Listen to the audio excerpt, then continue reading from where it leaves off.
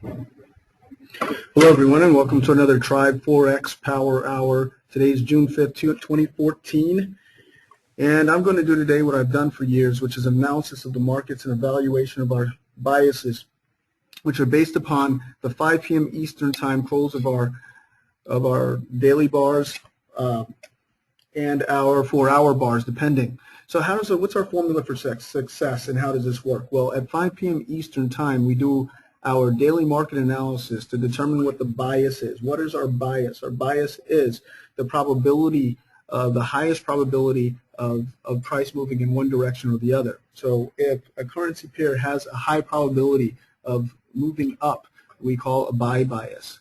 And we can also call a sell bias, and when we believe that price will move between 2 points, meaning a consolidation, the range of bars, we call that a consolidation bias.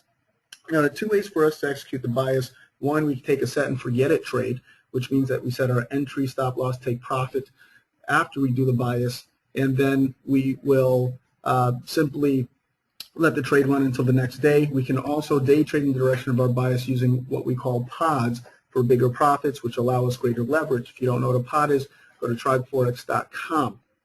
So let's go ahead and take a look at the markets quickly, guys. All right, so a lot of market activity happened. Of course, if you're a part of our trade copier program, then you guys made some profit. Congratulations. We had a good day.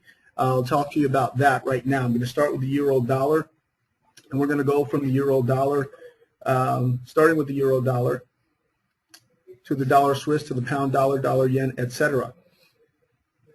So where we are is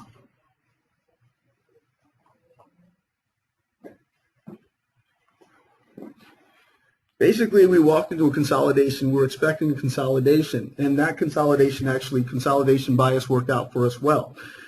Basically, price moved up to about 136.50, gave us a great opportunity for a sell. We got into a sell at the top of this consolidation.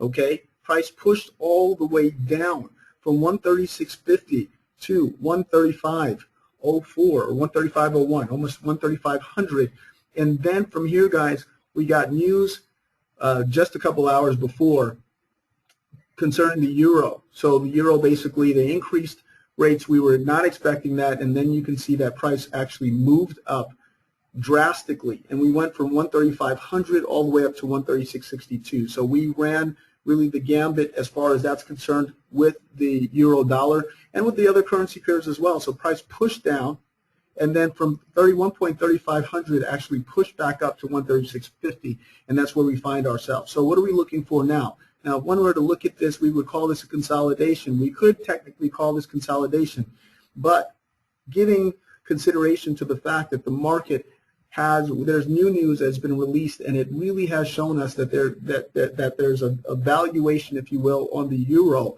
We've got to consider that this is a real move for the time being. Now, guys, I would actually be careful about taking trades just yet. We're going to be waiting for price action. We're going to be looking for the euro to, non-farm payroll to take place tomorrow. Non-farm payroll is going to tell us exactly, let's wait until after that announcement. Obviously, it's red news. And after that red news, then we will know, and price will settle in. And if we do have a move up, an up move back up to these highs where we were before at about 138.50 to 139.00, then we'll be able to take advantage of those moves then. So areas of support to look for. So for the time being, I'm going to look for price to come down. I'm going to look for price to get to 200 EMA, and then I'm going to look for a price push off of the 200 EMA up to about 130 to areas of resistance, really at 137.20 going forward. Okay, the dollar Swiss, same exact thing, guys. We actually had beautiful opportunities right off this trend line, which was at 0.90, 89.95. Price went up and actually went up to the 50 EMA on the weekly, crossed it barely, and then just slammed down. Great opportunities there.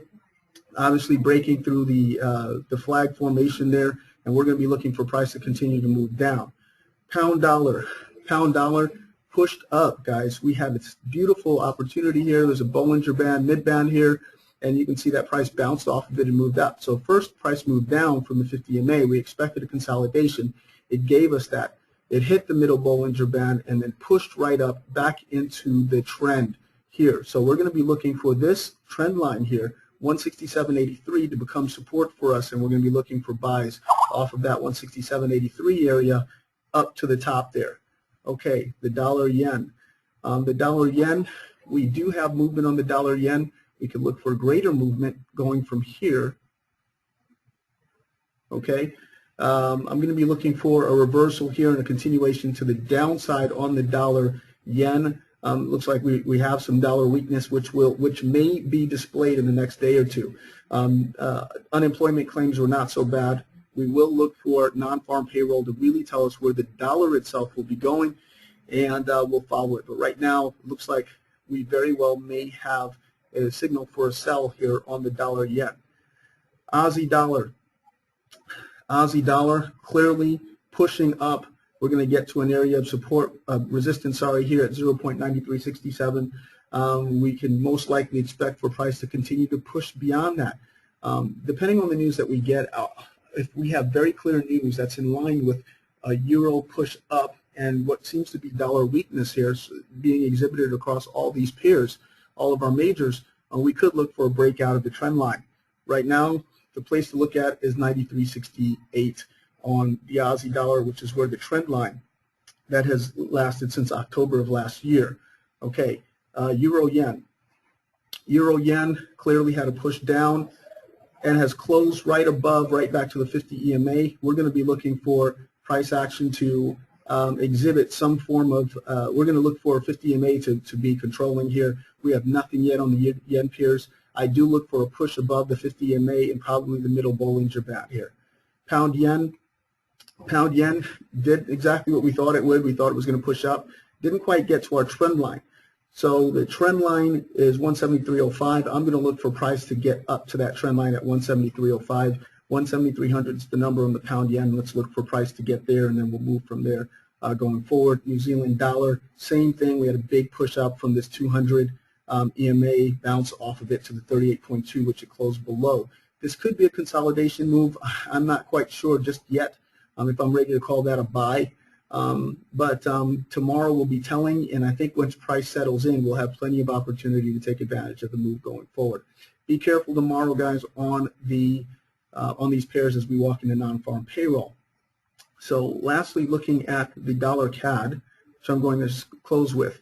Dollar CAD actually is showing once again some dollar weakness. So we have the dollar yen and dollar CAD. I'm going to be looking for price to move down from here, barring any consideration for non-farm payroll. Now, considering non-farm payroll, if price does continue to move up, then we'll have to deal with it.